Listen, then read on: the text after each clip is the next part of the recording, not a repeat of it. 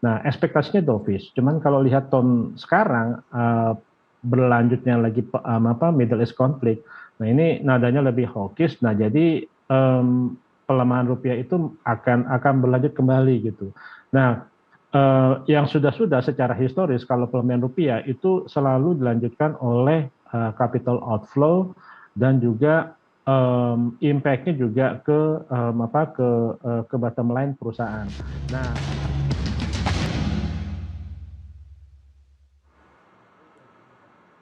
Anda kembali lagi di Nusantara Business Hour dan langsung saja kita memasuki segmen Market Lock.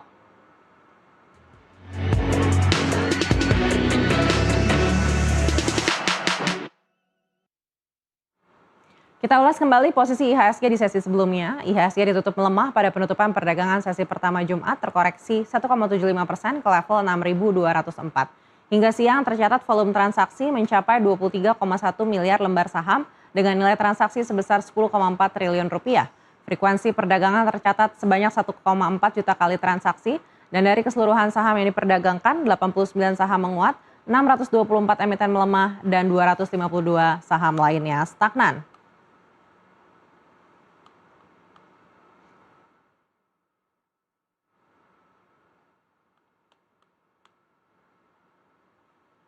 Pelemahan ini terjadi seiring aksi jual investor asing yang kembali mendominasi hingga mencatatkan net sell atau penjualan bersih 759,46 miliar rupiah di sesi pertama.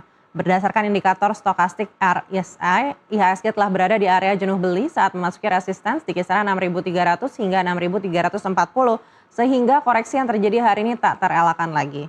Di samping itu, investor juga kembali khawatir akan mencuatnya potensi kebijakan baru soal tarif impor Amerika Serikat dan ketegangan geopolitik Timur Tengah yang membuat harga komoditas melonjak. Kita lihat saat ini IHSG melemah lebih dalam lagi 2,1% di 6.182,98. Sementara itu kita pantau posisi rupiah saat ini di mana rupiah juga tertekan terhadap dolar AS 0,45% di 17.970 rupiah per 1 dolar AS. Pergerakan rupiah pada hari ini dipengaruhi oleh sentimen pasar terhadap militan Houthi yang bersekutu dengan Iran mengklaim serangan terhadap 2 kapal tanker minyak Saudi di Laut Merah, meningkatkan kekhawatiran akan gangguan pasokan yang lebih dalam di sepanjang jalur pelayaran utama Timur Tengah. Fokus pasar hari ini adalah rilis klaim pengangguran awal untuk minggu yang berakhir pada 18 Juli. Para pedagang juga bersiap untuk data S&P Flash PMI di hari ini dan keputusan kebijakan moneter Federal Reserve pekan depan. Dan untuk membahasnya kami tersambung dengan Jansen Nasriel, praktisi pasar modal. Ya Pak Jansen, melihat pergerakan IHSG hari ini seberapa besar peluang di menit-menit terakhir ini mungkin IHSG masih bisa ditutup di zona hijau?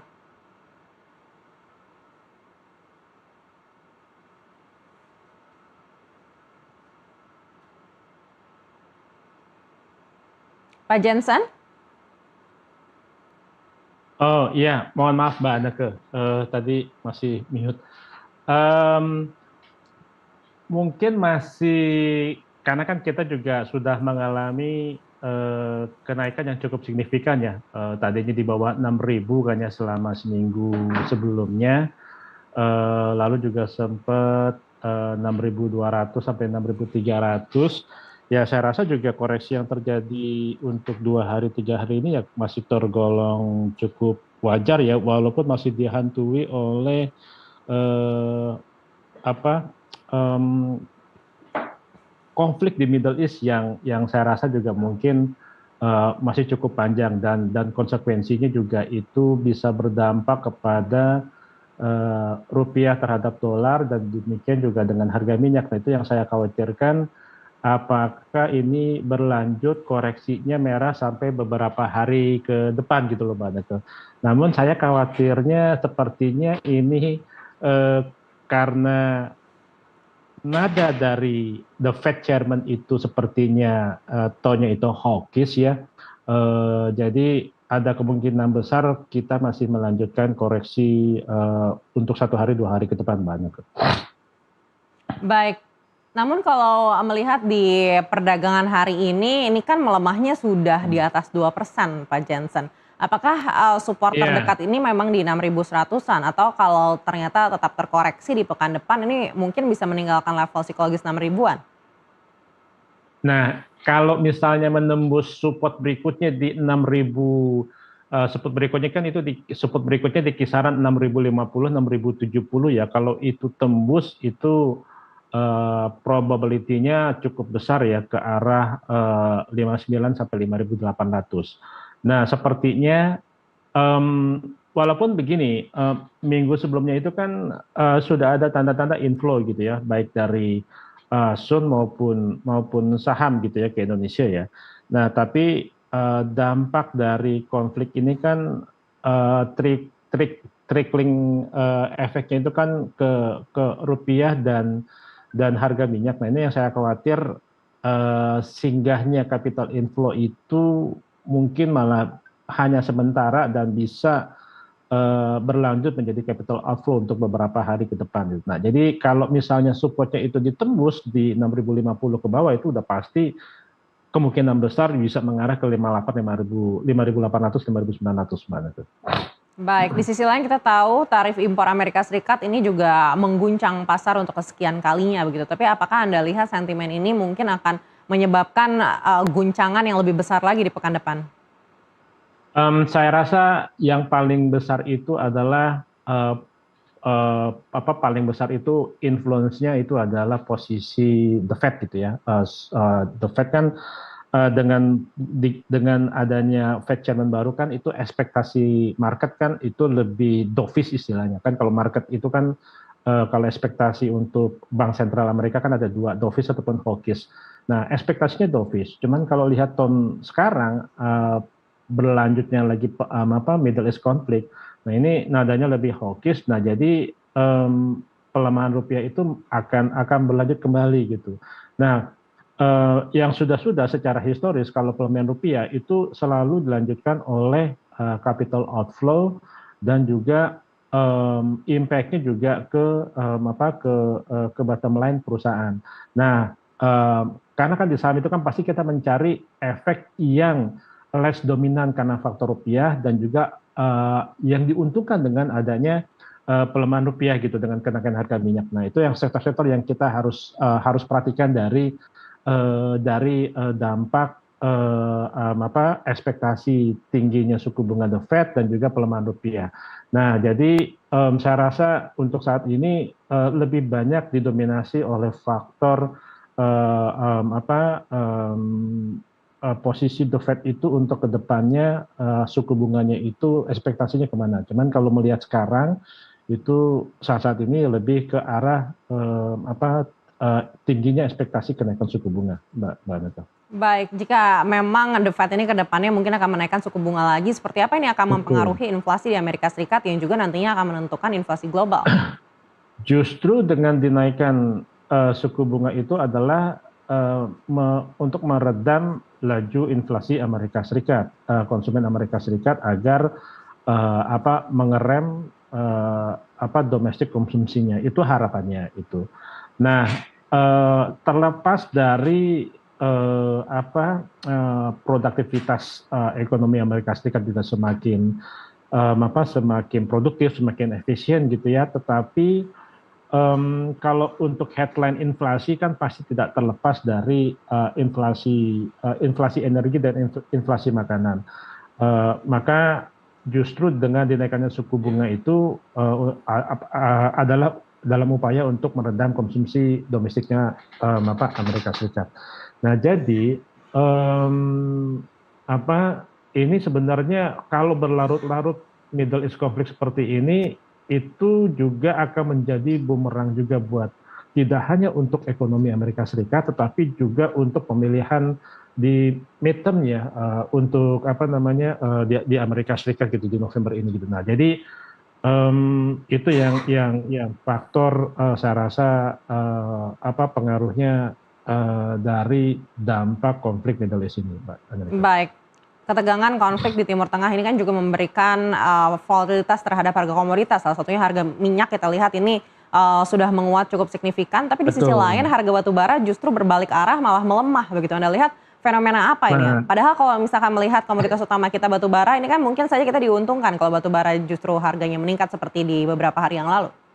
Nah, makanya mungkin itu lebih bersifat teknikal ya, mungkin koreksinya juga koreksi bersifat teknikal. Hanya saja kalau harga minyak, ini kan harga minyak Brent kan udah tembus $100 per barrel. Nah, itu secara historis, itu selalu diikuti oleh kenaikan harga batu bara dan kenaikan harga sawit, Mbak Anneke gitu. Nah, ini justru menguntungkan sektor-sektor tersebut gitu. Bahkan dengan adanya pelemahan rupiah, justru juga malah menguntungkan sektor-sektor batubara dan kelapa sawit. Jadi saya lihat juga koreksi harga batubara dan maupun harga sawit itu lebih bersifat technical. Cuma in the midterm, in the long run, kalau misalnya Middle East konflik ini masih berkepanjangan, malah yang diuntungkan adalah sektor komoditas itu, termasuk juga alat-alat konstruksi untuk yang relate ke sektor komoditas. Baik, Anda lihat seperti apa psikologis dari investor global saat ini? Apakah memang sudah mulai shifting ke aset-aset safe haven? Pastinya ini bisa jadi pengaruh ke safe haven aset gitu ya, tapi bukan yang jelas bukan emas, ini lebih malah penguatan dolar. Nah, jadi kalau relate ke pergerakan harga saham, jadi produsen emas malah justru ya kalau ini kan sifatnya teknikal gitu ya, untuk analisa sahamnya gitu ya. Nah, justru yang diuntungkan itu adalah safe haven itu untuk aset kategori safe haven yang diuntungkan adalah dolar. Nah, maka kalau untuk pergerakan IHSG relate ke sana, itu artinya kita cari sektor yang netral terhadap pergerakan dolar terhadap rupiah ataupun sektor yang diuntungkan dari kenaikan harga minyak. Itu Mbak Anneke. Baik, Pak Jensen, kita akan jeda sejenak untuk sama-sama melihat penutupan perdagangan di sesi kedua pada akhir pekan ini. Baik. Kita lihat IHSG ditutup melemah 1,88% terkoreksi di 6.196,43. 104 emiten menguat, 587 melemah, dan 105 stagnan. Kapitalisasi pasar di 10.894,11.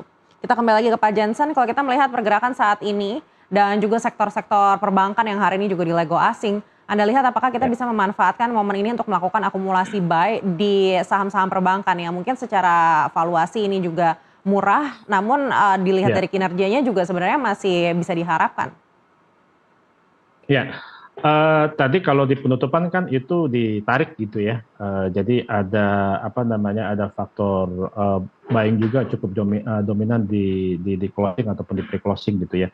Nah, sektor perbankan adalah salah satu sektor yang menurut saya juga boleh bisa dijadikan sebagai acuan kalau kita untuk akumulasi saham gitu.